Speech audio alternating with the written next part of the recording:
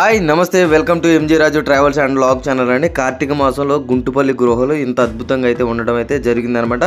మనం ఒకప్పుడు గుంటుపల్లి గుహలు అయితే ఖాళీగా ఉన్న సమయంలో అయితే తీయడం అయితే జరిగింది. ఇప్పుడు కార్తీక మాసంలో 2వ వారం, 3వ వారం, 4వ వారం చాలా అద్భుతంగా అయితే ఇక్కడ అయితే పూజా కార్యక్రమాలు, అదేవిధంగా ఎక్కువ ఫ్లోటింగ్ అయితే తీరణాలుగా జరగడం అయితే జరుగుతుందనమాట. ఆ దృశ్యాలు మనం ఇప్పుడు తిలకించడం అయితే జరుగుతుంది.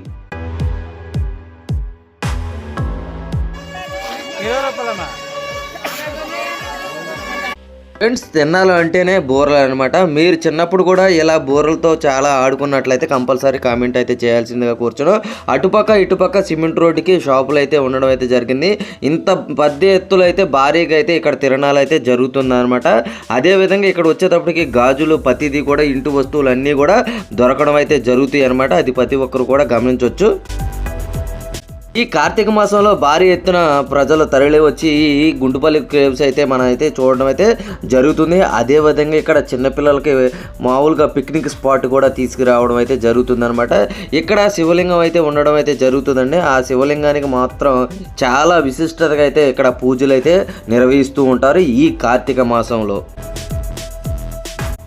ఈ శివాలయానికి మాత్రం ఖాళీ టైంలో అయితే మనకి లాక్ అయితే వేయడం అయితే జరుగుతుందండి. విశిష్ట పూజలు కార్యక్రమాలు జరిగే సమయం మాత్రం ఒక్క కార్తీక మాసం అనే చెప్పడం అయితే జరుగుతుందన్నమాట. ఎంతో విశిష్టత కూడిన ఈ శివలింగానికి మాత్రం ఎంతోమంది ఇక్కడికి విచ్చేసి ఈ శివాలయానికి ఆరాధనలు అయితే చేయడం అయితే జరుగుతుంది. ఇక్కడికి వచ్చే భక్తులు అందరూ కూడా విశిష్ట వేషధారణతో యాచించడం అయితే జరుగుతుంది. ఎవరికి తోచిన సాయం వాళ్ళు చేయడం అయితే జరుగుతుంది అనమాట. ఈ గుంటుపల్లి కేవ్స్ గురించి మనమైతే లాంగ్ వీడియో అయితే చేయడం అయితే జరిగింది. అదేవిధంగా మనకు వచ్చేటప్పుడు ఈ కేవ్స్ గురించి 2 రకాలుగా మనకు చరిత్ర అయితే నిర్మించడం అయితే జరుగుతుంది. ఇవి బుద్ధుడు నిర్మించిన కేవ్స్ అని చెప్పడం అయితే జరుగుతుంది. అదేవిధంగా పాండవులు వనవాసం చేసే సమయంలో ఇక్కడికి వచ్చి ఇక్కడ ఉన్నారన్న ఉద్దేశాలు కూడా ఇక్కడ చిన్నప్పుడు అయితే మేమైతే కథనం ప్రకారం వినడం అయితే జరుగుతుంది.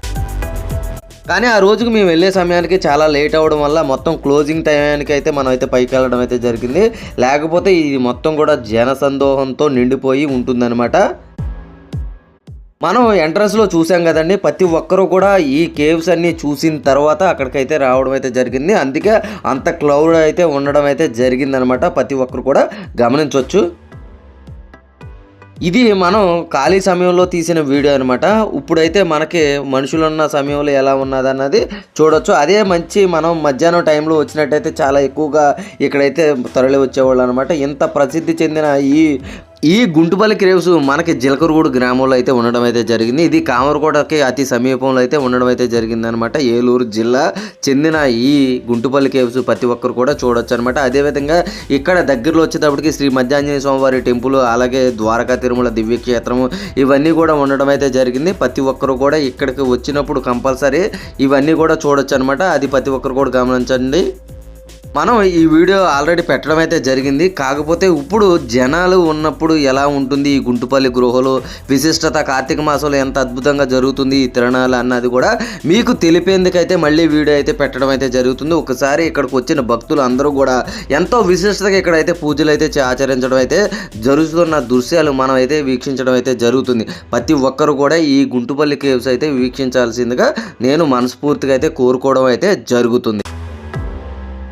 ఇలాంటి మంచి వీడియోలు మీ అందరికీ రావాలి అని అనుకుంటే మా ఛానల్ని కంపల్సరీ సబ్స్క్రైబ్ చేసుకోవాల్సిందిగా కోరుచున్నా. అలాగే మాకు ఈ వీడియో పూర్తిగా చూసి ఒక లైక్ చేసి కామెంట్ చేయాల్సిందిగా కోరుచున్నా.